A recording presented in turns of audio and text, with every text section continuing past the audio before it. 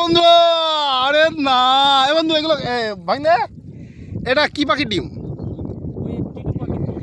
টিটু পাখির ডিম। মাঠে আসলে টিউ টিউ টিউ টিউ করে ডাকে, সেই পাখির ডিম। আমি নিজেকে দেখাতে পারছি না, দেখুন কত জলে কাজ করছি। এসে জাল টানতে গেছিলাম, শাপলা তুলছি, ভাগ্নেও তুলছে, আর তুলতে দেখি ক্ষেতের মধ্যে ডিম। Wow, very nice.